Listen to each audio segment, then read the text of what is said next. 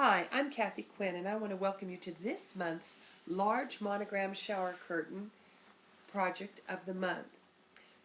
I am with Floriani. Floriani is a division of R&K Distributing, and I hope you'll enjoy this month's lesson.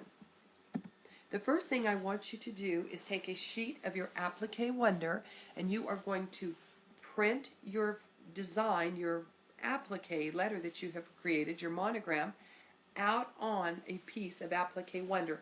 Now, one side of applique wonder is shiny with glue. The other side is a piece of paper. We are going to print onto the paper side, making sure that you have mirror imaged your monogram in your software before printing out, because it should look at you backwards. We are going to press it onto the wrong side of our applique fabric. Now, I use a press. I like using a press. It is an even pressure throughout. I use this all the time now to put stabilizer on the back of my fabrics, as well as using my applique wonder to press on the wrong side of my fabric. A press gives you timing. You can make it steam or without. So it's an absolutely wonderful tool if you've not invested in a press yet. I want you to take your scissors and I want you to cut out your monogram letter out of your fabric that has the applique wonder pressed on the wrong side of the fabric. Now we're going to take our shower curtain and we are going to mark our placement lines for our monogram. Now, I happen to have a machine that will use the snowman, so I've marked my lines and stuck my snowman down. So if I hoop it just a little bit off, of course, I can let my machine adjust that design in the machine to straighten it up. Or, of course, you could purchase one of Designs Magazine's embroidery toolkits, which will give you the angle finder tool that will help you to, if you have hooped your fabric a little crooked, it will give you the correct angle of rotation to rotate that design rather than having to unhoop your fabric and try again. Now, I do want you to, once you have marked your fabric, I do want you to iron your Floriani Stitch and Wash Fusible to the back of your shower curtain fabric. So make sure to fuse that on. And we have chosen Stitch and Wash Fusible because we are going to have a satin stitch finishing this off, as well as we have got a motif fill.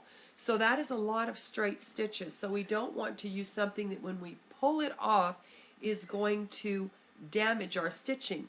We'll be able to take a damp, not a wet, a damp sponge and dampen just the back of the Stitch and Wash Fusible, wait 10 seconds, and it will pull off much easier.